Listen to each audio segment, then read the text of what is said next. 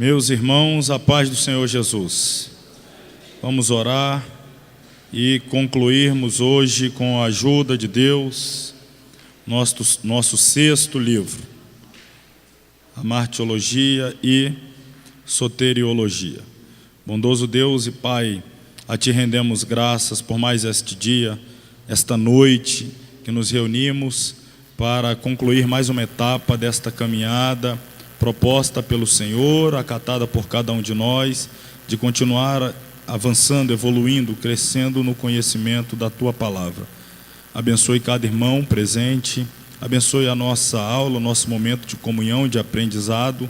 Derrame, Senhor, da Tua graça sobre a vida de cada um de nós e nos dê, Senhor, uma reunião frutífera e enriquecedora. No nome de Jesus oramos.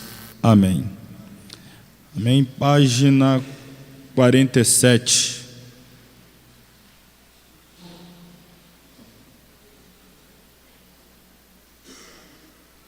Capítulo 6, a santificação. Temos visto desde 2 semanas passadas o processo da salvação. De maneira que nós já introduzimos o assunto da soteriologia, falamos do início do processo, que é o arrependimento, que é uma mudança interior, metanoia, mudança de mente, coração, que vai redundar naturalmente em uma mudança de atitude, que é a conversão. Tudo isso somado é o que nós chamamos de regeneração. Uma vez arrependido e converso ou convertido, a pessoa ela é justificada. Após a justificação vem a adoção, ou seja, ela passa a fazer parte da família de Deus. Ela passa a ser filho e filha de Deus. Agora ela precisa reproduzir o caráter do pai. Ela foi adotada, ela faz parte da família, mas ela precisa manifestar o caráter do seu pai. Ela precisa imitar o pai. Ela precisa representar o pai por onde passa. E a este processo, ou a nomenclatura disso que estamos falando, chamamos de santificação. É o processo de nos tornarmos cada vez mais parecido com o nosso Pai Celestial. É o processo natural de mortificação da carne, ou seja, a anulação e a renúncia do velho homem para a cada dia nos revestir do novo que foi criado segundo o Senhor Jesus Cristo para a glória de Deus. Então a santificação, do grego agiasmos, significa tornar santo, consagrar, separar do mundo e apartar-se do pecado, a fim de termos ampla comunhão com Deus nosso Pai e servi-lo com alegria. Desta forma, na regeneração, dá-se o nascimento do crente, enquanto na santificação temos o seu crescimento. Na regeneração, Deus implanta em nós desejo que antes não tínhamos. Na santificação, o Espírito opera em nós tanto o querer como o realizar segundo a sua boa vontade.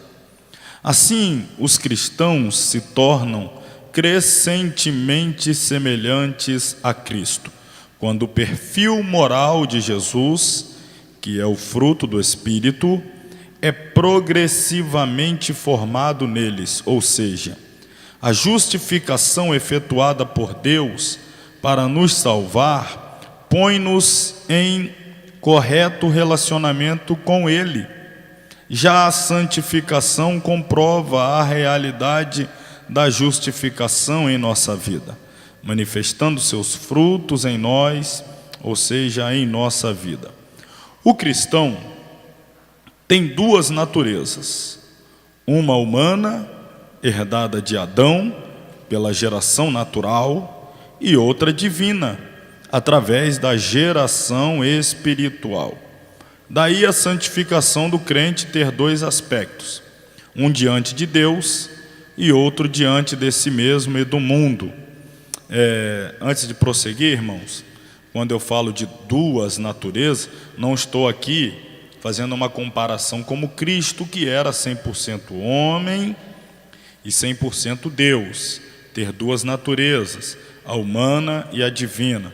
Não estou insinuando que nós somos divinos, não, estou afirmando que somos habitados pela divindade, ou seja, Cristo está gerando em nós um novo homem, um homem espiritual, gerado por Deus, que está sendo formado em nós por Deus. Por isso eu estou falando aí que ela tem origem divina.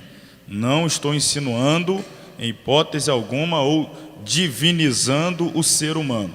Estou dizendo que o Espírito, que é Deus, gera uma nova natureza, uma natureza espiritual, diferentemente daquela caída que herdamos de Adão.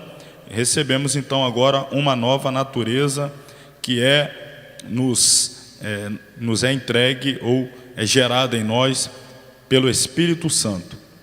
Então essas duas naturezas no crente são vistas em Gálatas 5:17, Romanos 6:8, em Levítico capítulo 20, versículo 8, está escrito: eu sou o Senhor que vos santifica. Vemos a santificação do crente diante de Deus, mas no versículo 7 menciona-se a santificação do crente diante de si mesmo e do mundo: santificai-vos e sede santos. Então nós temos este aspecto da santificação partindo de Deus em nos santificar, mas nós temos também um outro aspecto que é uma ordenança de Deus para nós, para que nós nos santifiquemos. Então, enquanto Deus está gerando em nós a nova natureza, a imagem de Cristo, da nossa parte, o nosso lado ou a nossa responsabilidade na santificação é a renúncia do velho. O lado divino na santificação é gerar o novo. O lado humano é renunciar o velho. E isso obviamente acontece de forma simultânea, concomitante. Deus está gerando uma nova criatura à medida que nós estamos renunciando à velha natureza, à velha criatura que éramos quando sem Deus. Então, os dois lados da santificação, a divina e a humana. A santificação pessoal. Há dois principais sentidos de santificação do crente em relação a Deus. O primeiro diz respeito a separar-se do mal para pertencer a Deus. Ser-me-eis santos, porque eu, o Senhor, sou santo. É o sentido negativo da santificação, pois se ocupa do não farás isso, não farás aquilo, e etc. É separar-se do mundo, do pecado, separar-se para Deus. O segundo sentido da santificação do crente é positivo. O crente, uma vez separado do mal, dedica-se a Deus para o seu serviço, ocupa-se em fazer algo para Ele, de sorte que se alguém se purificar destas coisas, será vaso para a honra, santificado e idôneo para o uso do Senhor e preparado para toda boa obra.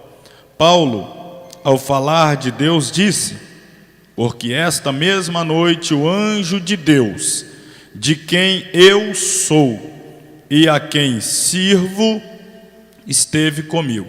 Quando Paulo usa esta expressão pessoal, eu sou de Deus, o Deus de quem eu sou ou a quem pertenço, ele está falando de Deus para quem ele tem se separado para uso exclusivo. É uma linguagem que remete também à santificação. Ele está dizendo, o Deus que é aquele para quem eu vivo exclusivamente, que é aquele para quem eu consagro a minha vida, para quem eu me separo para o seu uso. Então há uma conotação de santificação. quando nós nos expressamos como pertencentes a Deus, naturalmente nós estamos expressando o nosso comprometimento em nos separar do mundo, do pecado, da escravidão do pecado, para servirmos a Deus, adorarmos a Deus, glorificarmos a Deus. E isto é santificação. O que é ser santo? Ou o que é santificar?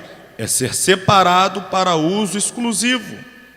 No nosso caso, estamos falando do uso exclusivo de Deus. Uma pessoa santificada é uma pessoa que está sendo separada do uso comum, da vida comum, das concupiscências comuns, para exclusivamente ser apto para ser usado por Deus, para a glória de Deus. Então, ser santificado é ser separado para o uso de Deus. E Paulo está dando esta ideia quando diz que ele pertence a Deus, que ele é de Deus, que ele serve a Deus. Então, a santificação é dúplice. Ser santo não é somente evitar o pecado, mas também servir ao Senhor com a vida, com os talentos, com os dons, com os bens, com a casa, com o tempo, com as finanças, com os serviços, inclusive mão de obra. Por isso, muitos crentes não conseguem viver uma vida santa, na plenitude. Eles não vivem pecando continuamente, mas também não querem fazer nada para o conhecimento, ou melhor, para o crescimento, para o avanço, para o progresso do reino de Deus na terra. Uma pessoa que se santifica apenas se separando do pecado, mas ela não se devota, ela não se dispõe a trabalhar para o crescimento, para o avanço da obra de Deus, ela está vivendo uma santificação capenga, uma santificação parcial, porque ser santo é se separar do pecado, mas não é ponto final. Se separar do pecado para uso exclusivo de Deus. Então a pessoa se separou do pecado, abandonou o mundo, abandonou as velhas práticas, mas também não quer envolvimento com a causa do reino, não quer se dedicar na obra de Deus, está sempre dando desculpas para fazer alguma coisa no que tange o reino de Deus, quer seja um evangelismo, quer seja um culto doméstico, quer seja, enfim, qualquer coisa relacionada à obra de Deus que vai redundar em progresso, em avanço do reino, em glorificação do nome do Senhor. A pessoa não quer compromisso, não quer envolvimento, nunca está disposta, então ela está vivendo uma santificação capenga, volto a dizer, parcial, se separa do pecado. Para quê? A santificação completa é a separação do pecado, mas separação do pecado para uso exclusivo de Deus, para ser usado por Deus para a glória de Deus. E aqui eu abrangi aqui vários aspectos, porque às vezes nós é que tolimos essa gama de possibilidades da santificação, somos nós que o reduzimos. Santo é o que prega, santo é o que canta, ou que dirige igreja, que preside igreja, este é santo, como se a obra de Deus se resumisse em pregar, cantar e dirigir igreja. Pregar, cantar e dirigir igreja. Não tem mais nada o que fazer em relação à obra de Deus. Não. Eu abrangi aqui, eu disse que o lado positivo da santificação, ou seja, a dedicação para o serviço do Senhor, pode ser feito através do uso, em primeiro lugar, da vida, mas também dos talentos, os dons, os bens, a casa, o tempo, as finanças, os serviços, inclusive mão de obra. Alguém pode abrir a sua casa para que lá haja culto doméstico, para que haja período de evangelização, para que haja ali uma oportunidade de transmitir a outros a palavra de Deus. Isso aí também é santificação. Ele consagrou a casa, o tempo, um dia da semana, um horário, para a obra de Deus poder ser feita, evoluir. Alguém emprega a sua própria mão de obra. A igreja está fazendo uma obra, vamos colocar aí, por exemplo, aqueles mutirões de evangelização, um trabalho de impacto, para impactar a cidade, aí tem evangelismo, tem panfletagem, tem louvor, tem pregação, mas ao mesmo tempo tem serviço social, e tira carteira de identidade, e corta cabelo, e tem dentista, e etc, etc. Às vezes, a pessoa que está fazendo as outras atividades é um cristão, que está cedendo ali o seu horário de trabalho, a sua mão de obra, está ali para quê? Também envolvido de certa forma no trabalho da evangelização. Isso também é uma maneira de expressar a sua santificação.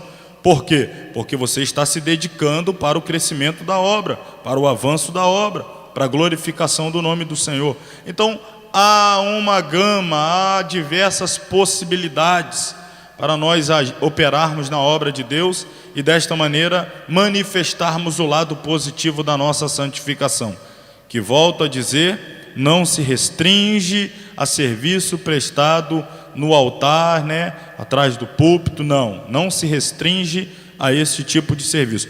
Pode ser assim também, mas não é apenas e exclusivamente assim que se manifesta o lado positivo da santificação. A santificação dos crentes quanto à vida cristã abrange 3 tempos. Vejamos cada um deles. Santificação passada, também conhecida como santificação instantânea. Esta santificação também é chamada de aspectual ou posicional, isto é, o crente estando em Cristo, o crente posicionalmente em Cristo não pode ser mais santo do que o é no momento da sua conversão, pois a santidade de Cristo é a sua santidade, conforme registrado na primeira epístola de João, capítulo 4, versículo 17.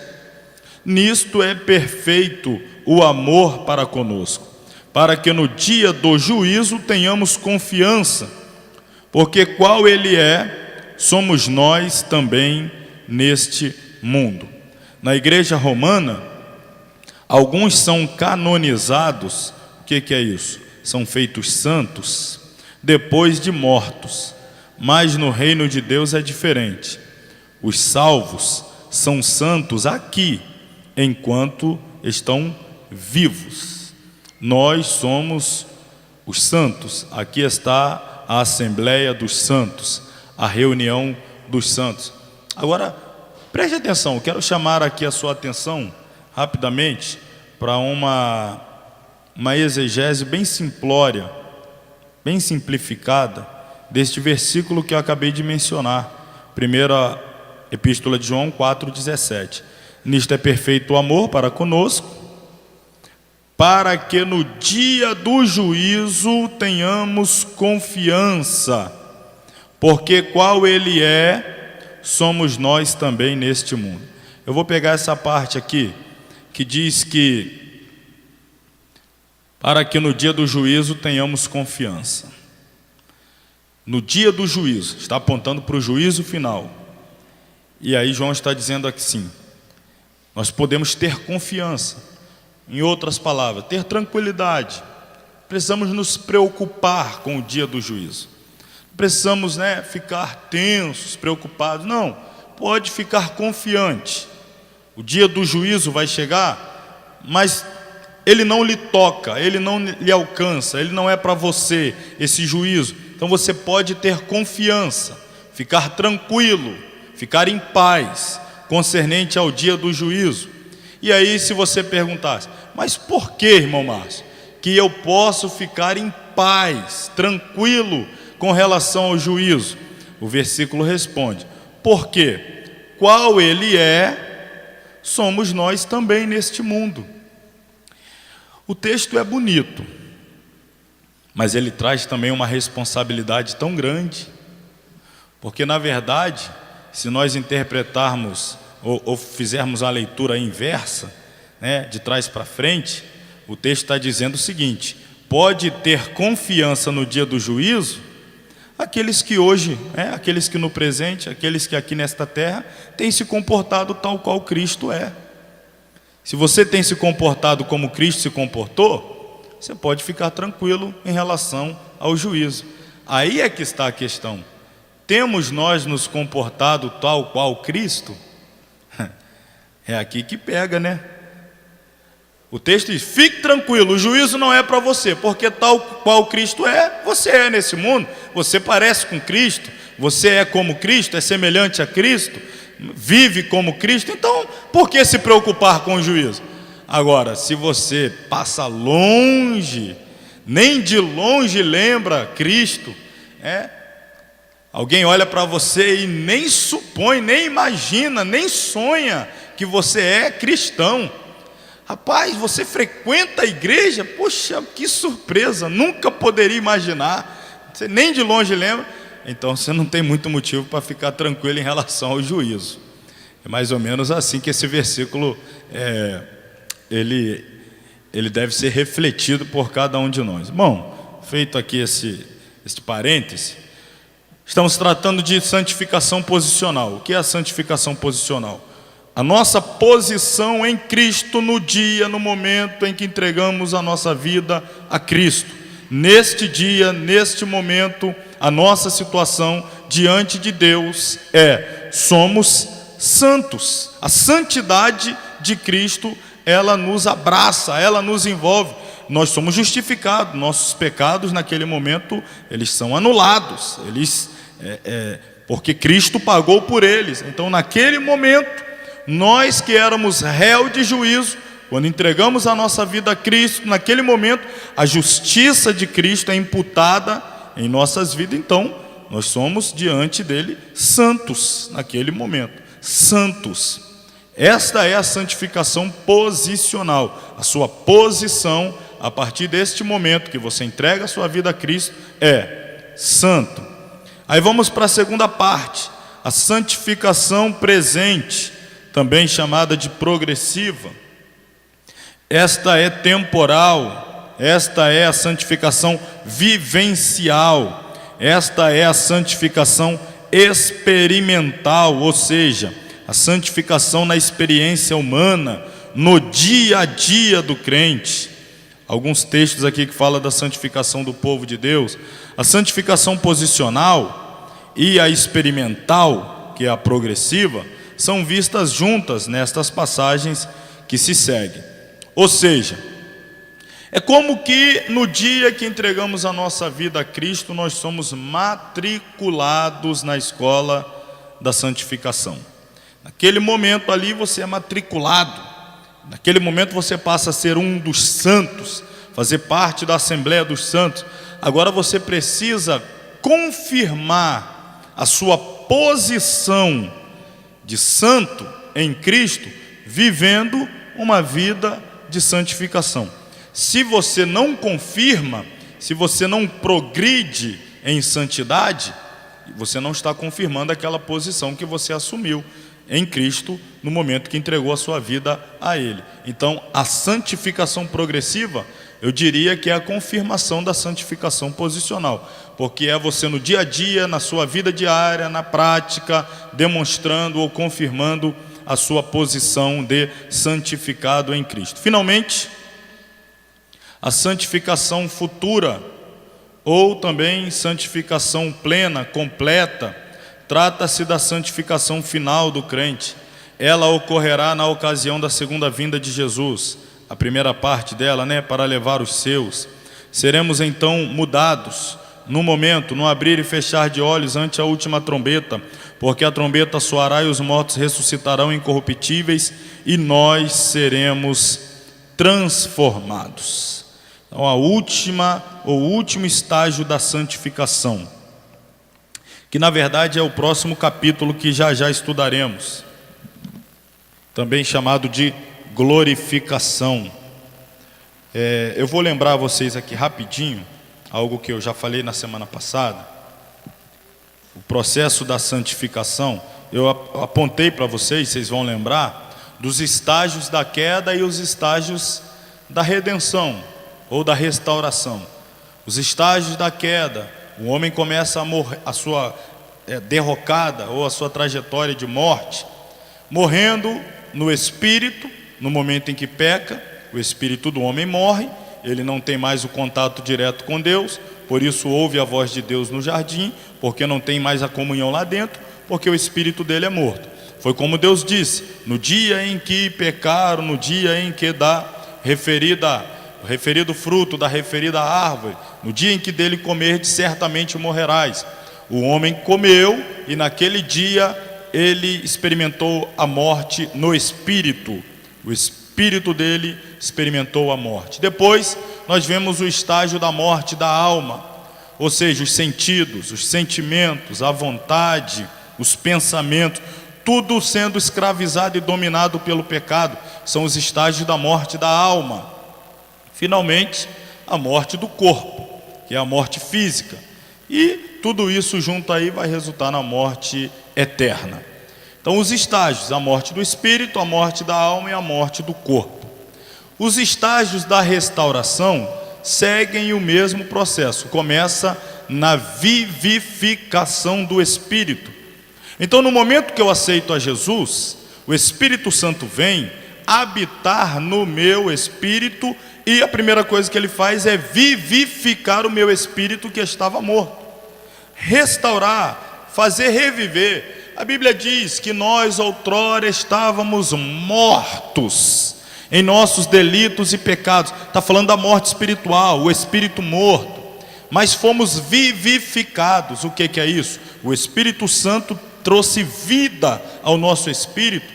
Então, nesse momento, nós começamos a ter comunhão com Deus. É por isso que, neste momento, nós somos santos diante de Deus. Santificação posicional. O Espírito vem habitar em nós e vivifica o nosso espírito. Agora vamos para o estágio da santificação progressiva. Isso aí é o processo da alma.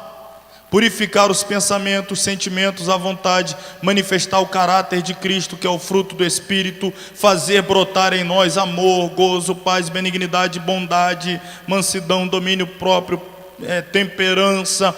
Está tudo relacionado à nossa alma, que é quem nós de fato somos.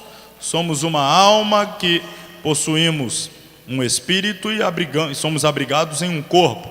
Então, a progressiva tem a ver com a alma. O último estágio, que é a santificação futura, santificação final, que eu já estou antecipando, que é o próximo capítulo, a glorificação, é quando o corpo corruptível é revestido da incorruptibilidade, o mortal da imortalidade. Para quem morreu em Cristo, ressuscitará em corpo incorruptível. Para nós, os que ficarmos vivos, por ocasião do arrebatamento, seremos o quê? Transformados. O texto diz aí, no momento, num abrir e fechar de olhos, seremos transformados. O mortal sendo revestido de imortalidade, o corruptível de incorruptibilidade. Então, é o último estágio, é o último momento. Enquanto este momento não chega, e ele só chegará quando do arrebatamento da igreja, então, enquanto o arrebatamento da igreja não acontece, a nossa responsabilidade é continuar vivendo em santificação, santificação progressiva, crescendo em Cristo, crescendo a imagem de Cristo, manifestando o caráter de Cristo, para que possamos usufruir do último estágio, que é a glorificação, que nós estamos chamando aqui também a santificação futura, que vai atingir o corpo. Um alerta divino.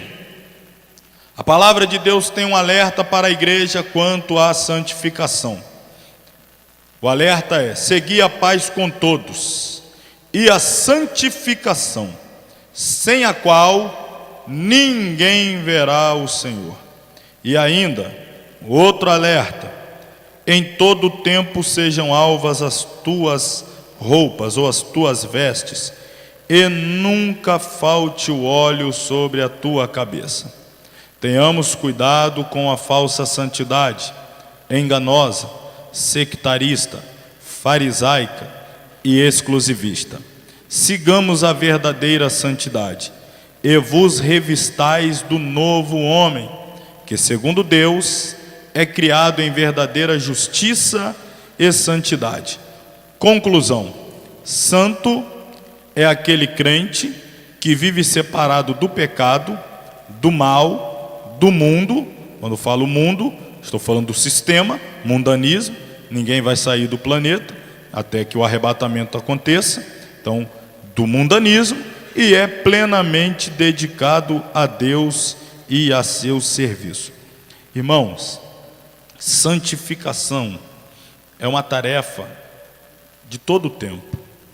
Vigilância, olhai, vigiai e orai. Isso é uma tarefa contínua. Cada vez que nós somos tentados, cada vez que Deus permite que venha sobre nós uma tentação, Ele está, na verdade, nos dando a possibilidade de evoluir em santidade. Se você cede à tentação, você regride. Se você vence a tentação, você progride. Então a tentação é uma oportunidade, Deus permite. Não estou dizendo que Deus tenta, Deus não tenta, mas Deus se vale da tentação, porque quando nós saímos dela vitoriosos, saímos fortalecidos, mais íntimos de Deus, mais santificados. Então, o ser tentado, já diz o hino da harpa, tentado não ceda, ceder é pecar. Ninguém peca por ser tentado, peca quando cede à tentação. Enquanto está sendo tentado e está vencendo a tentação, você não está pecando, ao contrário, está se santificando. Por quê? Porque você está dizendo não para o pecado. O pecado está se apresentando como uma possibilidade, isso é a tentação, e você está dizendo não. Então, o dizer não ao pecado é santificação. De forma que, volto a dizer, Deus se vale da tentação. Ele não é o agente tentador, Ele não tenta, mas em cada tentação que vencemos, saímos dela mais parecidos com Deus, mais santificados. Está aí, santificação, agiasmos, grego, consagração, purificação, dedicação a Deus. A conversão, essa frase é célebre, né? John Wesley. A conversão tira o cristão do mundo, a santificação tira o mundo de dentro do cristão. Isso aí é a primeira parte, a conversão, tirou você lá do mundo. Agora vem a santificação, é tirar o mundo de dentro de você. Te tirou do boteco, agora é tirar de você a saudade dele. Porque tem gente que de vez em quando tem saudade. Lembra. Ih, meu Jesus. Aí a santificação entra fazendo essa limpeza. Ó, irmão, e o negócio é tão terrível, o pecado tem uma capacidade de ludibriar, de enganar. O pecado é uma entidade que tem uma capacidade de ludibrio, de engano tão grande, que as pessoas que saíram da escravidão, que estão lá no deserto, sendo guiados para a terra prometida, comendo maná e codorniz, está reclamando com saudade de cebola. Oxe, era bom quando eu comia cebola e pepino. Saudade de cebola e de pepino. Deus dando maná, Deus dando codornize, e bom era pepino que era bom. É isso aí, a pessoa fica assim. Deus está dando a ele a alegria do Espírito e tal, cultos maravilhosos, presença de Deus. Não, bom era quando o cachorro lambia minha boca lá que eu era feliz. Está com saudade lá. A santificação precisa purificar. A santificação e a santidade são dois termos fraternos, né? Até correlatos, porém distintos no que tange à operação. Santidade, ela tem a ver com a posição que o crente assume em Deus. Santificação, volto a dizer, é a confirmação da santidade, ou seja, é um estado de vida dos servos do Senhor, é a santidade em movimento, em ação. Então, eu aceito a Jesus, posição, santidade. A santificação é a confirmação daquela minha posição. Então, eu vou me santificando, eu estou confirmando a minha posição de santo diante de Deus. Uma outra reflexão aqui, essa de Matthew Henry, até compartilhei hoje, né, com os irmãos. Olha o que Matthew Henry diz: considero cristão de fato aquele que não se envergonha do Evangelho e nem é uma vergonha para ele. Então, olha aí, eu não me envergonho do Evangelho. E a segunda pergunta, mas você envergonha o Evangelho? Então, o verdadeiro cristão que tem vivido uma vida de santificação, ele nem se envergonha do Evangelho e nem produz vergonha no Evangelho que vive, né? Não é uma vergonha para o Evangelho. Vamos falar do último estágio, então, da santificação. Aliás, aqui, literalmente, conclui-se a doutrina da salvação. Isso aqui é a última etapa. A glorificação. Do latim glorificationem, é o ato de glorificar. No plano da salvação, a glorificação é a etapa final a ser atingida por aquele que recebe a Cristo como Salvador e Senhor da sua alma. E se nós, preste atenção no versículo, hein? Porque tem gente que ainda se assusta com a expressão glorificar, ser glorificado. Quando eu falo que nós seremos glorificados, não é que receberemos glória, adoração, mas seremos revestidos de um corpo de glória. Um corpo que nos permitirá ou nos facultará a possibilidade de estarmos eternamente na presença de Deus. Neste corpo corruptível não podemos chegar na presença de Deus. Tanto que quem até lá vai, não vai neste corpo, ele é arrebatado em espírito, porque o corpo não pode chegar lá. Este corpo corruptível, este corpo mortal, então precisa ser revestido de incorrupção e de imortalidade. É só você ler 1 Coríntios 15, Paulo diz de forma categórica: a incorrupção não é, a corrupção não herda a incorrupção. Não tem como entrar na região incorruptível celestial com corpo corruptível. Então, quando eu falo ser glorificado, volto a dizer, não estou dizendo que receberemos glória, adoração, os anjos se prostrarão nos adorar. Não é isso que significa aqui, nesse contexto da igreja, ser glorificada. Significa ser revestida de corpo de glória, corpo glorioso, incorrupto. Então, preste atenção no versículo que passarei a ler. Romanos 8,17. E se nós somos filhos, somos logo herdeiros, também herdeiros de Deus e co-herdeiros de Cristo, se é certo que com ele padecemos, para que também com ele sejamos glorificados. Receber corpo glorificado.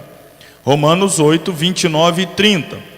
Porque os que dantes conheceu, também os predestinou para serem conforme a imagem de seu Filho, a fim de que ele seja o primogênito entre muitos irmãos.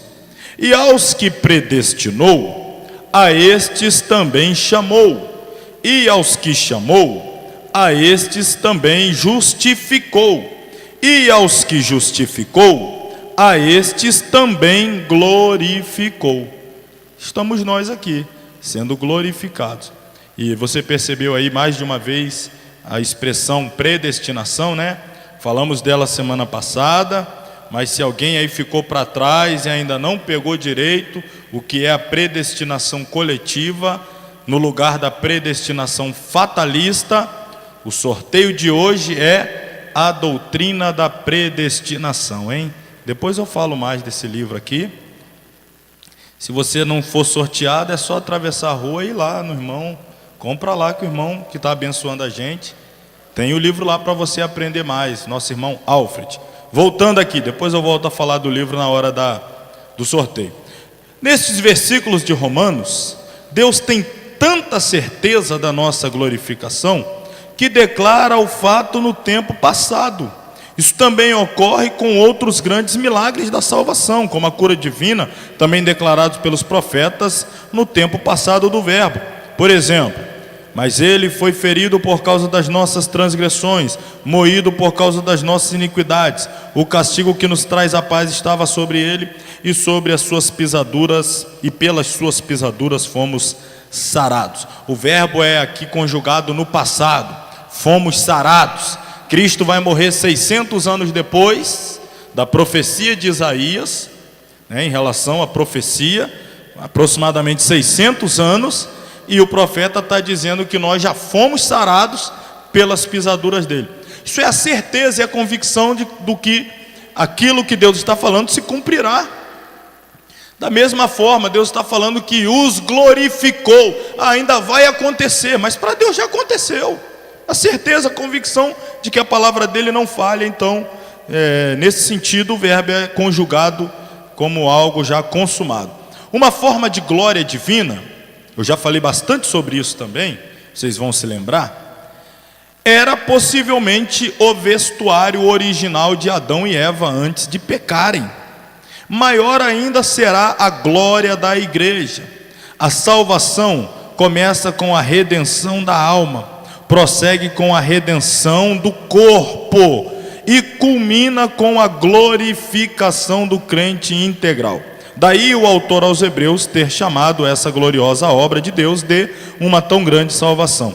Então veja, começa na vivificação do espírito, a santificação da alma, culmina na santificação do corpo, que é a glorificação. E eu estou aqui comparando com o corpo, já que para estar na presença de Deus não é possível ter um corpo corruptível, como é que Adão e Eva andavam na presença de Deus? Então, possivelmente, este corpo glorioso que receberemos é algo semelhante ao corpo que Adão e Eva possuíam antes do pecado, um corpo de glória. E aí a gente está falando até a linguagem figurada, vestimenta de glória. Vestimenta, vestido de glória. Quando Adão pecou, a Bíblia diz assim: ele percebeu que estava nu. Irmãos, esta nudez que a Bíblia está falando, que Adão percebeu nele, não é a nudez de roupa, de pano, de tecido. Ele nunca tinha usado isso. Nunca tinha usado isso. A serpente não veio lá e rasgou a camisa dele e ele ficou nu, ou tirou a calça. Não, não é a nudez literal. Ele já anda. O texto vai dizer: e Adão e Eva, vamos ver o texto. Andavam nu, já estavam nu. Por que agora está falando de nudez? Essa nudez agora é a perda das vestes de glória. Capítulo 3.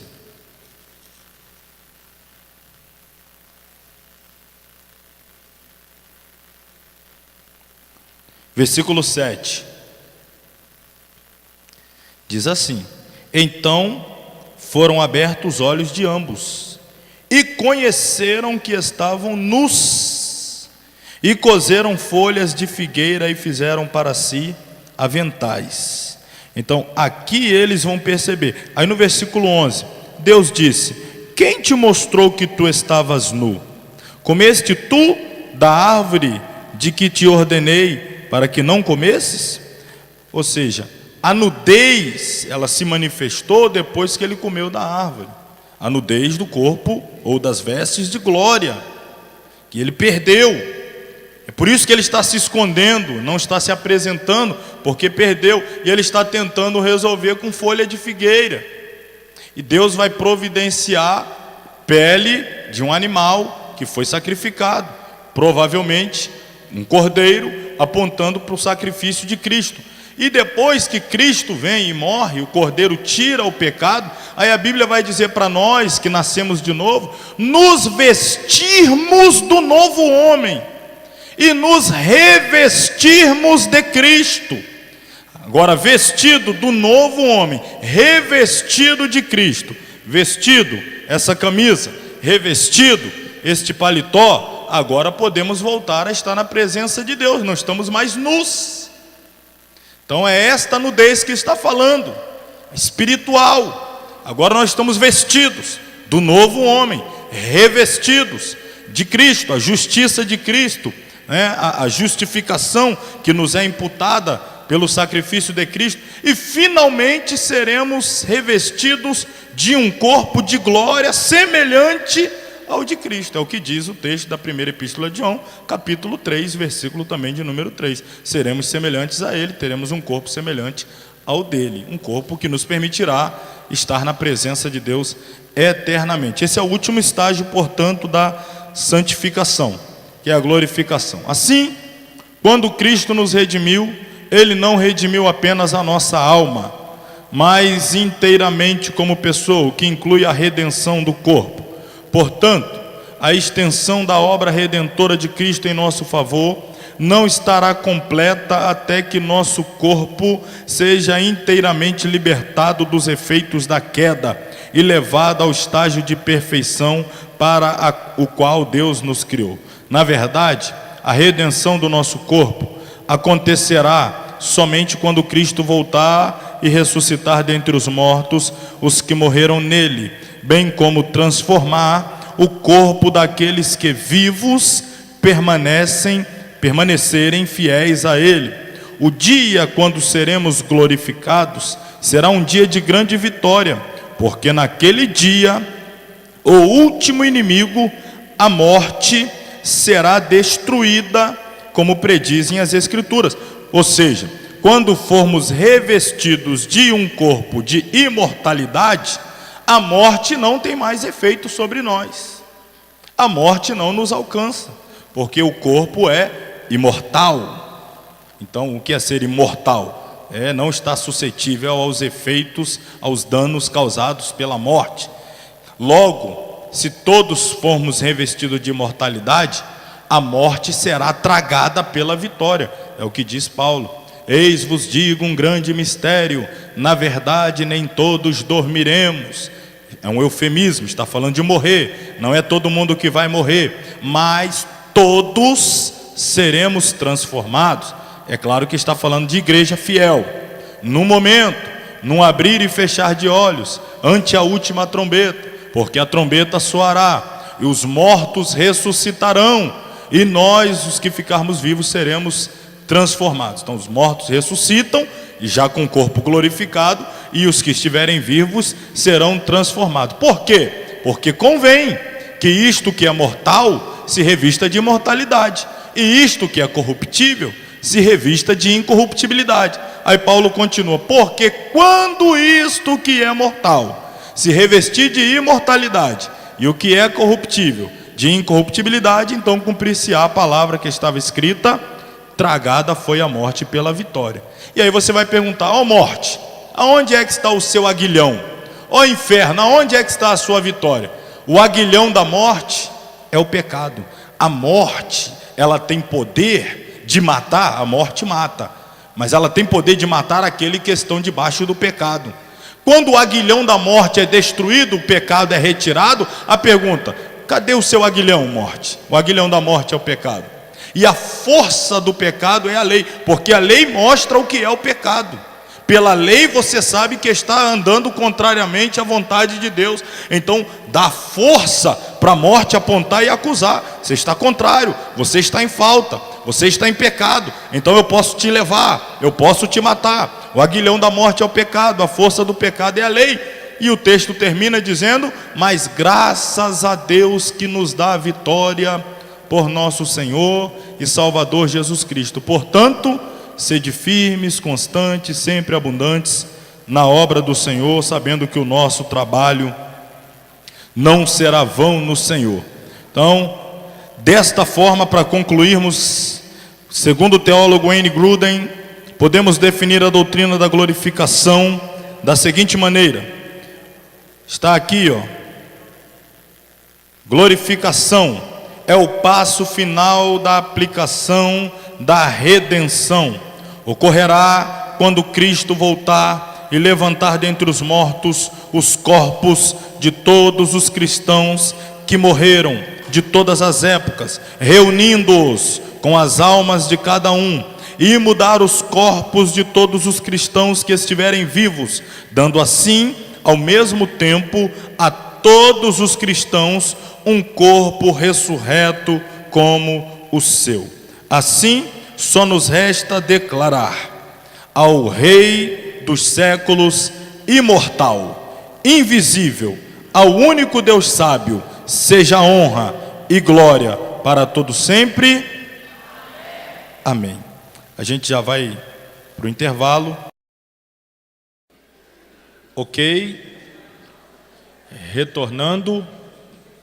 Última parte, capítulo 8. Uma recapitulação de toda a doutrina da salvação. A morte de Cristo. Alguns resultados da morte de Cristo. É uma recapitulação da soteriologia. Em primeiro lugar, a morte de Cristo, ela foi substitutiva. O que é isso? Ela foi em substituição do nosso pecado. O significado da morte de Cristo apresenta muitas facetas. Porém, a mais central, sem a qual as demais não teriam nenhum sentido eterno, é a substituição. Isto simplesmente significa que Cristo morreu no lugar dos pecadores, ou seja, em substituição a nós, pecadores. Em algumas passagens, como Marcos 10, versículo 45, diz assim: bem como o Filho do Homem não veio para ser servido, mas para servir e para dar a sua vida em resgate de muitos. O próprio Jesus afirma que sua morte seria um pagamento em lugar de muitos. Sem dúvida alguma, a morte de Cristo foi ao mesmo tempo um ato realizado em nosso lugar e em nosso benefício. E não há razão para que não inclua ambas as ideias ao ser usado em relação à morte de Cristo. Por que dizemos que Cristo morreu por muitos, ao invés de dizer que Ele morreu por todos?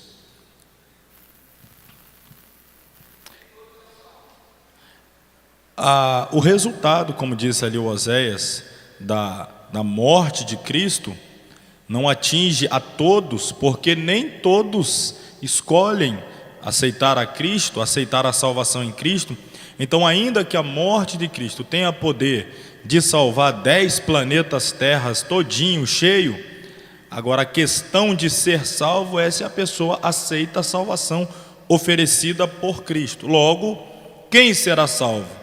Os muitos que aceitarem a salvação que Cristo nos oferece. Então, morreu por todos, mas o efeito e o resultado da salvação só vai ser realmente beneficiado os muitos, ou aqueles muitos que aceitarem a Cristo.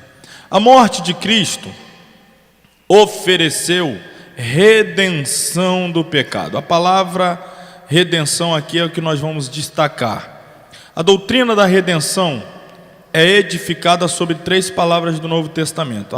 A primeira é uma palavra simples, que significa comprar, adquirir ou pagar o preço por alguma coisa. É usada com este sentido comum e cotidiano na parábola do tesouro escondido num campo que levou o homem a comprar, redimir o campo. Em relação à nossa salvação, a palavra significa pagar o preço que nosso pecado exigiu para que pudéssemos ser redimidos.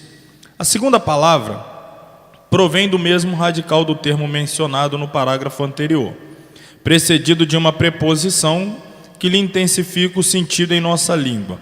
O termo adquire o sentido de pagar o preço para tirar do mercado.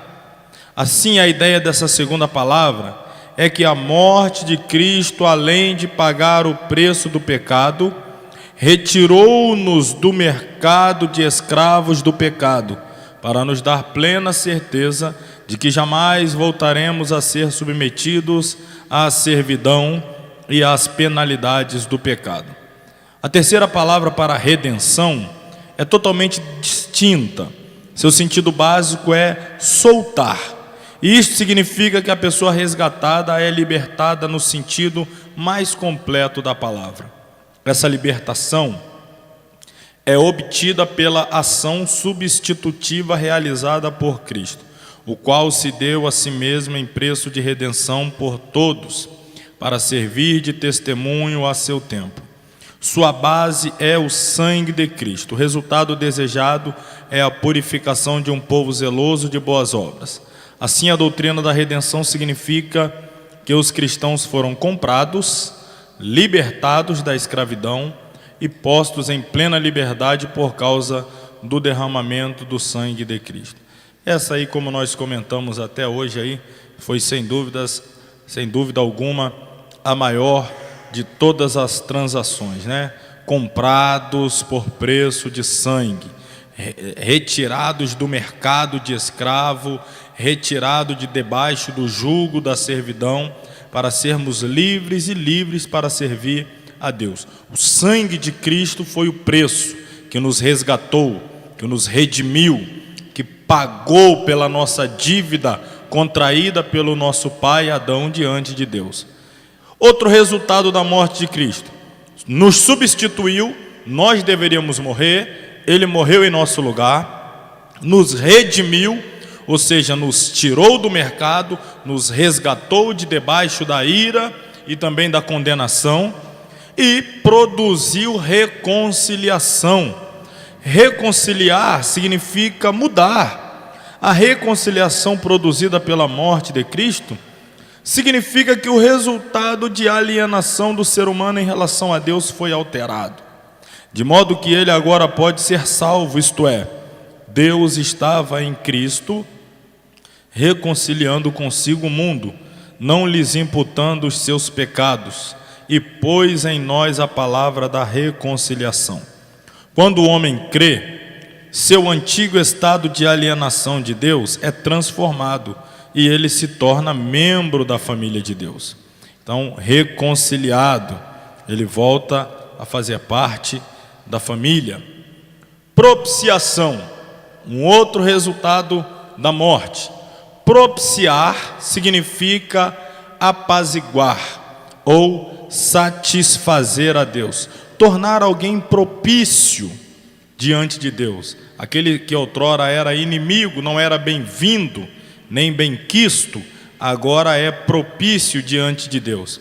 Isto naturalmente levanta a questão: por que a divindade precisa ser apaziguada? Isso é questão de prova, hein?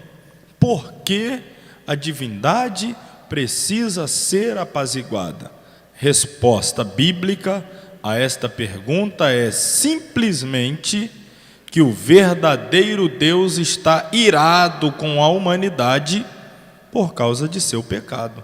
É por isso que precisa ser apaziguada, porque o verdadeiro Deus está irado com a humanidade. Quem é a humanidade? Adão, humanidade. Deus está irado por conta dos seus pecados. Precisa ser apaziguada, precisa que seja feito propiciação. O tema da ira de Deus aparece frequentemente ao longo da Bíblia, inclusive nos ensinamentos de Cristo. Ira não é apenas o desdobramento impessoal e inevitável da lei da causa e efeito, mas também a intervenção pessoal de Deus na vida da humanidade. A morte de Cristo permitiu que Deus desviasse sua ira e recebesse em sua família aqueles que colocam sua fé naquele que a satisfaz, Jesus Cristo. A extensão da obra propiciatória de Cristo é universal, e Ele é a propiciação dos nossos pecados, e não somente pelos nossos, mas também pelos de todo o mundo. E a base da propiciação é o seu sangue derramado, ao qual Deus propôs para a propiciação pela fé no seu sangue, para demonstrar a sua justiça pela remissão dos pecados dantes cometidos sob a paciência de Deus. Pelo fato de Cristo ter morrido, Deus está satisfeito. Portanto, não devemos nem precisamos pedir a alguém que realize alguma coisa para satisfazê-lo. Isso significa tentar apaziguar alguém que já está apaziguado, algo totalmente desnecessário. Antes da cruz, não havia como o indivíduo ter certeza de que Deus ficaria satisfeito com a oferta que lhe era feita. Por isso o publicano orou: ó Deus, sê propício a mim, pecador.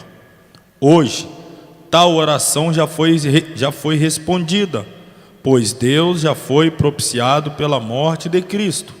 Assim, a nossa mensagem aos homens hoje não deve sugerir de modo algum que eles podem agradar ou satisfazer a Deus praticando alguma ação, mas que podem alegrar-se e descansar com o sacrifício de Cristo, que satisfaz completamente a ira de Deus. Então, a morte de Cristo produziu propiciação, apaziguou a ira de Deus, que estava irado com a humanidade por conta dos seus pecados. A Bíblia diz que nós éramos filhos da ira. A Bíblia diz que estávamos mortos em nossos delitos e pecados, mortos espirituais, desligados da comunhão com Deus. A morte de Cristo apazigua, ou seja, proporciona-nos a possibilidade de termos novamente comunhão, paz com Deus, apaziguar, produzir paz, produzir essa comunhão. Então a morte de Cristo pagou, retirou o pecado e nos faz que sejamos propícios a Deus. A morte de Cristo, os dois últimos pontos para encerrarmos, julgou a natureza pecaminosa. A morte de Cristo nos trouxe um benefício importante ao tornar inoperante o poder prevalecente de nossa natureza pecaminosa. Embora este conceito não seja fácil de entender, Paulo diz que nossa união com Cristo pelo batismo envolve a participação em sua morte, de modo que estamos mortos para o pecado. A crucificação do cristão com Cristo significa separação do domínio do pecado sobre sua vida. Em Romanos, capítulo 6, versículo 1, Paulo pergunta: que diremos, pois? Permaneceremos no pecado para que a graça abunde? No versículo 2, o próprio apóstolo responde: de modo nenhum. Nós que estamos mortos para o pecado, como viveremos ainda nele? O cristão está livre, portanto, para viver uma vida agradável a Deus. Embora ainda seja possível ouvir e seguir as instigações do pecado, este nunca será capaz de reconquistar o domínio e o controle que possuía antes da conversão. Vamos ler rapidinho aqui essa passagem de Romanos 6.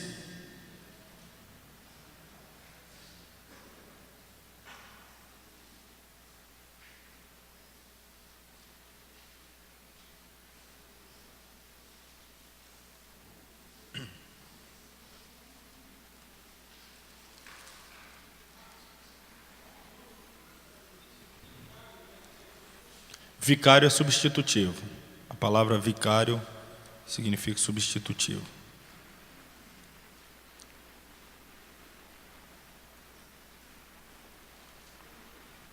Capítulo 6 de Romanos. Já lemos o versículo 1 e o 2. Versículo 3. Ou não sabeis que todos quantos fomos batizados em Jesus Cristo, fomos batizados na sua morte? De sorte que fomos sepultados com ele pelo batismo na morte, para que, como Cristo ressuscitou dos mortos pela glória do Pai, assim andemos nós também em novidade de vida. Porque se fomos plantados juntamente com ele na semelhança da sua morte, também o seremos da sua ressurreição. Sabendo isto, que o nosso velho homem foi com ele crucificado, para que o corpo do pecado seja desfeito, a fim de que não sirvamos mais ao pecado. Porque aquele que está morto está justificado do pecado. Repito, aquele que está morto para o mundo, este está justificado do pecado. Ora, se já morremos com Cristo, cremos também que com ele viveremos. Eu vou ler ainda outros textos aqui, que fala da questão do sepultamento do velho. Primeira epístola aos Coríntios.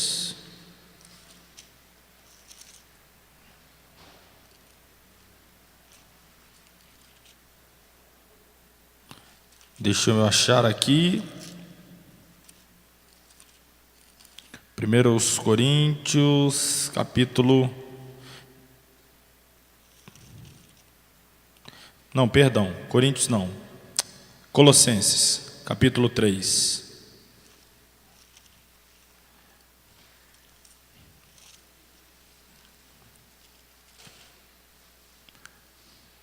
Colossenses 3, versículo 1, 2 e 3. Portanto, se já ressuscitaste com Cristo. Ora, se aqui está falando de ressuscitar com Cristo, isso implica dizer que já fomos crucificados com Ele, morremos. Então ressuscitamos com Cristo. Se já fomos ressuscitados com Cristo, buscai as coisas que são de cima, onde Cristo está assentado à destra de Deus. Pensai nas coisas que são de cima, e não nas que são da terra, porque já estáis mortos, e a vossa vida está escondida com Cristo em Deus. Irmão, um mistério, quando a gente acha que está vivo, a gente está morto. Quando a gente acha que está morto, aí que a gente está vivo. Isso chega a ser antagônico, né? Mas é assim que funciona. Quando você está vivo para o mundo, você está morto para Deus. Quando você morre para o mundo, você passa a estar vivo para Deus. Você não pode estar vivo ao mesmo tempo para os dois e nem morto ao mesmo tempo para os dois. Então Deus fala que a gente estava morto em nossos delitos e pecados, vivos para o mundo.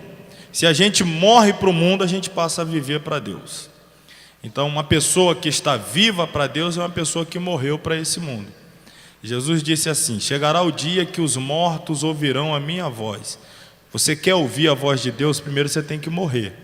Tem muita gente que não ouve Deus, não entende a palavra de Deus, não compreende as coisas de Deus. O primeiro passo para ouvir Deus é morrer, porque vai chegar o dia que os mortos vão ouvir a voz de Deus. É claro que o texto está falando da ressurreição, estou aplicando ele de forma alegórica, porque tem que morrer para o mundo para poder ter sensibilidade de ouvir a voz de Deus. A gente está falando aqui, a morte julgou a nossa natureza pecaminosa.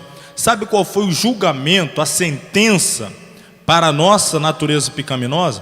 Quando Cristo foi crucificado, a sentença para a nossa natureza pecaminosa é que ela seja crucificada com Cristo também. Cristo morreu por causa dos nossos pecados e nós devemos fazer morrer. Está aí em Colossenses ainda, ó. É o versículo 5. Versículo 5. Se alguém tiver com a King James aí, King James, tá com você aí? Bíblia King James, para ler o versículo 5 de Colossenses 3. Senão a gente vai ter que recorrer ao digital, né? Eu quero ler para você na King James. Eu vou ler aqui para você. Olha aí na sua Bíblia como é que está o versículo 5 do capítulo 3 de Colossenses. Estamos falando de fazer morrer, matar a natureza corrupta. 3:5. Eu vou ler aqui na Revista Corrigida, depois eu vou dar uma lida rapidinho no King James.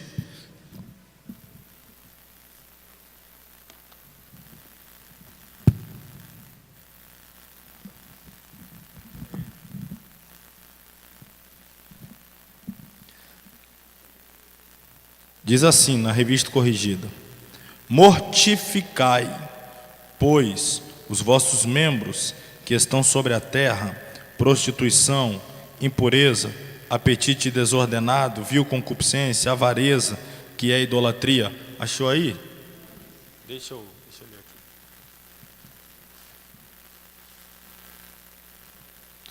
Portanto, matem os desejos deste mundo que agem em vocês, isto é, a imoralidade sexual, a indecência, as paixões más, os maus desejos, a cobiça, porque a cobiça é um tipo de idolatria. Matem, aqui é a nova tradução na linguagem de hoje. King James está aí? Aí diz aí, fazei morrer, não é? Você está com ela aqui também? Presta a sua para eu ler.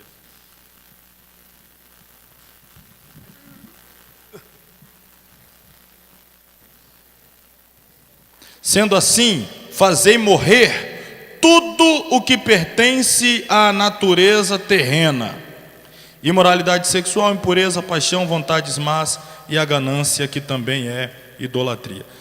Aqui o texto diz mortificai. Eu estou mostrando, fazei morrer, matai.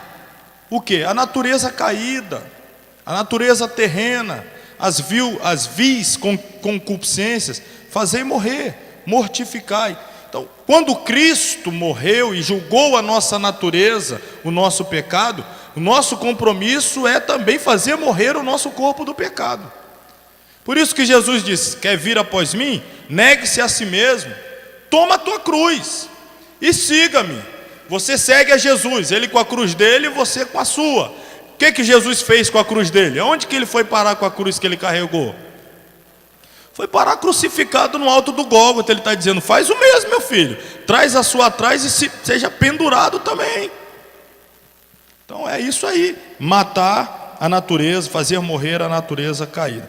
Finalmente, a morte de Cristo é a base para a purificação do pecado do cristão. O sangue de Cristo é a base de nossa purificação contínua do pecado.